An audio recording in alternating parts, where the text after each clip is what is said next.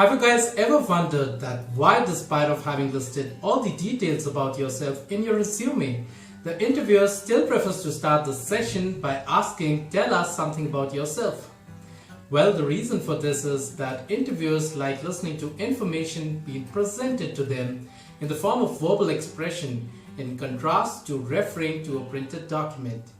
Yes, this simply means that they directly like to hear from the horse's mouth that given a chance, how would the candidate like to narrate the story of his life in his own words?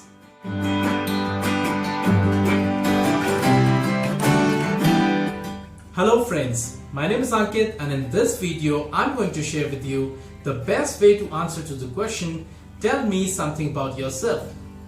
Now, tell us something about yourself does not mean that you go right back to your childhood memories and start sharing tales of your first love, your favorite rock band, or your obsession with Harry Potter.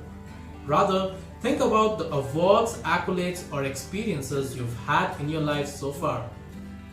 Consider the themes, personality traits, and skills that come across through these experiences and introspect as to which of these are the most important to get across through recruiters.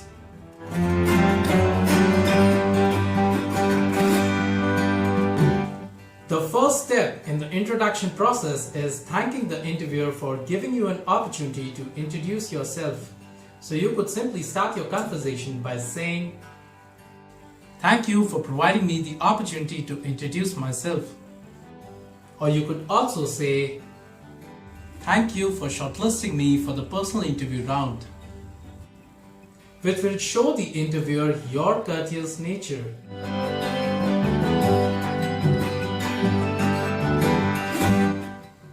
When asked to introduce, make it a point to always state your full name. Say your name in style and with a sense of pride. Say it in a way like these are the most wonderful set of words you've come across throughout your life, which will ultimately reflect your confidence level. One of the most common mistakes I've experienced candidates doing is saying, "Myself Akash Gupta" or "Myself Vikas Bansal," which is grammatically incorrect. The best way to state your name is by simply saying, "I am Akash Gupta" or "My name is Vikas Bansal."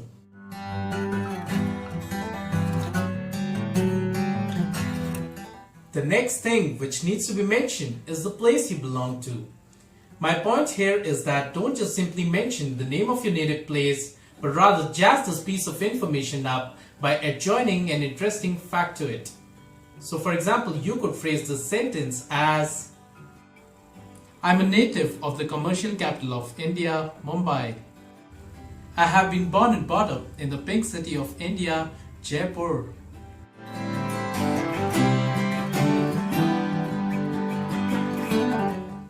The next thing you should be talking about is your educational qualifications. The best thing to do in this case is to highlight the details about the last 2 degrees accomplished by you, mentioning about the most recent one towards the end. So for example, if you're simply an undergraduate, you can share details pertaining to your secondary and higher secondary education. If you are a graduate, then you can mention details about your higher secondary and graduation degree. And if you're a postgraduate, then you can emphasize upon your graduation and master's degree. But the question which arises over here is that what is it that needs to be mentioned? Tell the name of the institution you have passed out from. Disclose the percentage marks if you think you've scored fairly well, or else just talk about other awards or accolades granted to you during your academic tenure. Share the name of the subject you majored in. Do mention the extracurricular activities you've been a part of in your school or college days. Give a brief about any research project or case study you have been associated to.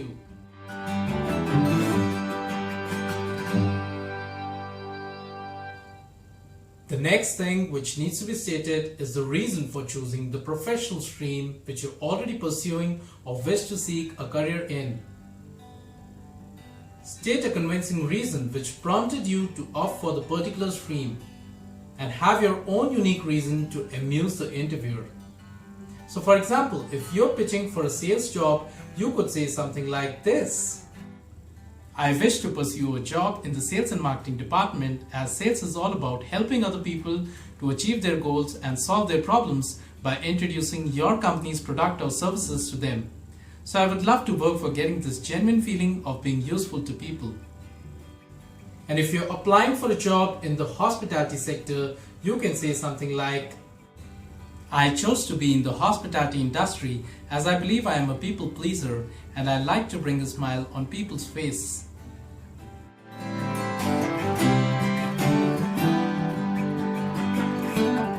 When you start talking about your work experience, initiate the conversation by telling the interviewer how many years of experience you bring along with you, followed by mentioning the details only about the first and the most recent job role. And if you're just a fresher, then you could simply emphasize on any sort of industrial or vocational training program you have undergone. I bring along a total of 7 years of extensive experience with me in the financial sector, wherein I started my journey with RS Enterprises as a general cashier, and in my last assignment I've been associated to Deloitte as an internal auditor.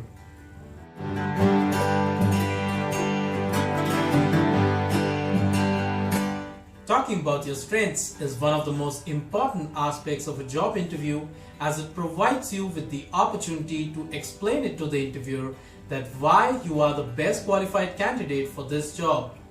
Highlighting on 3 key strengths works out to be the best in this case.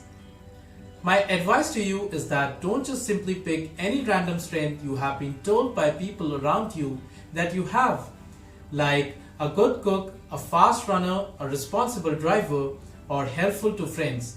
Because if these strengths are not relevant to the job role you're applying for, then they don't really matter to the employer.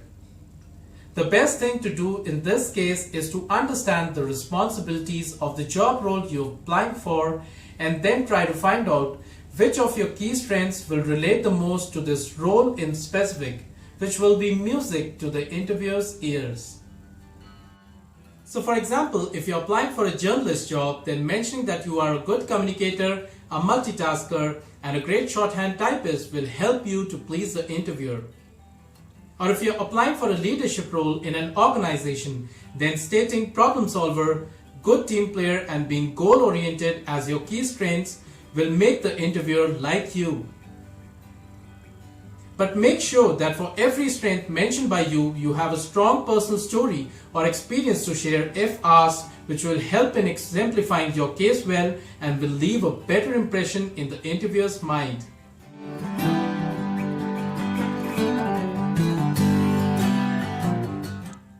The next thing you should be talking about is your weakness. You guys must be wondering, weakness? Are you serious? Well, yes I am. So before raising your eyebrows, hear me out. No one in this world is perfect, and hence sharing your weakness tells the interviewer that you're being honest to them. Now the trick is that when talking about your weakness, tell something which is insignificant and will not harm or affect your work in any way.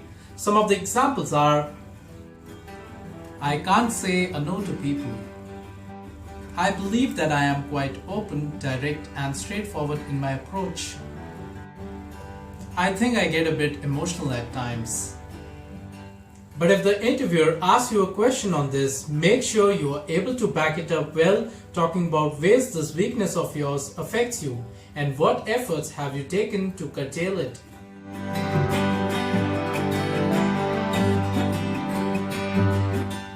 Declare your mission statement, which should be something which you religiously preach, and mention the name of your role model whose footsteps you follow to achieve your life's purpose.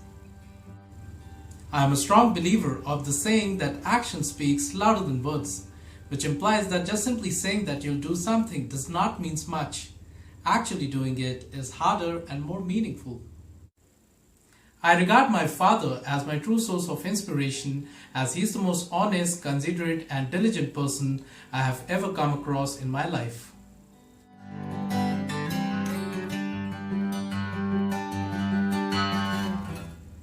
When you talk about your family members, first specify the number. Start with mentioning about your parents and then come down to your siblings. You need not mention your family member's name, just the profession or occupation will do. Including me, my family consists of 4 members. My father, who's working as a scientist with a government organization, my mother, who's working as a fine arts teacher, and an elder sister who is working as a doctor by profession.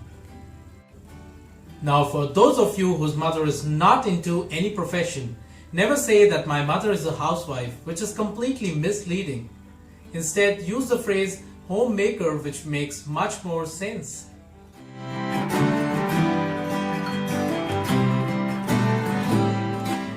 Talking about hobbies, try to lay emphasis upon the most interesting part-time activities you love to indulge yourself in. Learn to phrase your hobbies in a unique manner. So for example, instead of simply saying, I like reading books, you could say that, in my free time, I like to curl up in the corner with a good book. And instead of mentioning cycling as your favorite pastime activity, you could phrase it as, I like saddling up my bike in the woods during the early morning hours. Or instead of mentioning diary entry as your favorite hobby, you could say, I like to unwind my day by making a note of the day's affairs in a diary, sipping in my favorite cup of hot chocolate.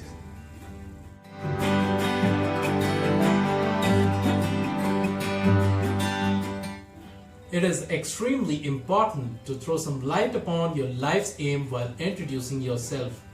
Now, aim can be split into 2 parts, a short-term and an ultimate long-term goal. People who are said to have a short-term as well as long-term vision are considered to be more futuristic and focused in their career. Let's try to see an example of this. My immediate goal is to get on to the managerial role within the initial 5 years of my working experience, and my ultimate aim is to become a successful entrepreneur in the restaurant business.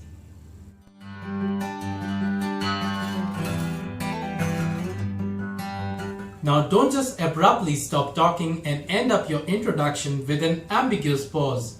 Always intimate your interviewer by letting them know that you are done introducing yourself, and they may proceed further with the interview process.